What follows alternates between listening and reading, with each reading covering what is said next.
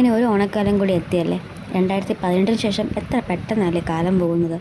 അത് ഓർത്ത് തന്നെ പകുതി സന്തോഷം പോകും. എന്നാൽ പിന്നെ നമുക്കത് ഓർക്കണ്ട. എല്ലാ വർഷവും പോലെ ഈ വർഷവും എൻ്റെ ഓണം സെലിബ്രേഷൻ ഓഫീസിലാണ്. സെറ്റ് മുണ്ടൊക്കെ നമ്മൾ നേരത്തെ സെറ്റാക്കി വെച്ചിട്ടുണ്ട്. ബട്ട് പൂവ് എന്ത് ചെയ്യും?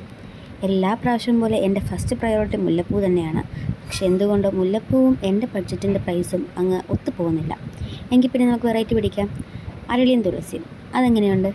എൻ്റെ കൊളീഗ് കൊണ്ട് തന്നതാണ് കേട്ടോ ഇത്ര അരളിപ്പൂവ്. അപ്പം ഈ അരളിയും വീട്ടിൽ കുറച്ച് തുളസി ഉണ്ടായിരുന്നു, അതും വെച്ചാണ് നമ്മൾ മുല്ലപ്പൂ സെറ്റ് ചെയ്യുന്നത്. രാത്രി ഒരു 1.5 മണിക്കൂർ ഇരുന്നിട്ടാണ് ഇത്രയും മുല്ലപ്പൂ നമുക്ക് കോർത്ത് കിട്ടിയത് കേട്ടോ. ഞാനെപ്പോഴും മുല്ലപ്പൂന്ന് തന്നെ പറഞ്ഞുകൊണ്ടിരിക്കുന്നത് അല്ലേ. എന്തുകൊണ്ട് മനസ്സിലെപ്പോഴും മുല്ലപ്പൂന്ന് കിടക്കുന്നതുകൊണ്ടായിരിക്കും മുല്ലപ്പൂന്ന് തന്നെ വരുന്നത്. എന്തായാലും നമുക്ക് ഇത്രയും അരളി നമ്മൾ കെട്ടിക്കഴിഞ്ഞിട്ടുണ്ട് കേട്ടോ. ഏകദേശം കുഴപ്പമില്ല, നമ്മുടെ മുടിക്കൊള്ളാതുകൊണ്ട്. കെട്ടിക്കഴിയുമ്പം ഇത് ഈ ഒരു ലുക്കിലാണ് ഞാൻ കെട്ടിവെച്ചത്. ഒരു റീലില്ലാതെ എന്ത് ഓണപ്പരിപാടിയല്ലേ. എന്നാൽ പിന്നെ അതും അയക്കാം.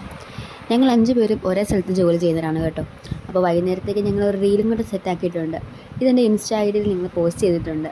ഒത്തിരി റീച്ചൊന്നുമില്ല, എങ്കിലും കുഴപ്പമില്ല. വൈകുന്നേരം ഹോസ്പിറ്റലിൻ്റെ ഭാഗമായിട്ട് ഒരു മ്യൂസിക്കൽ ഫ്യൂഷൻ ഉണ്ടായിരുന്നു. അങ്ങനെ അതിനും പങ്കെടുത്തു.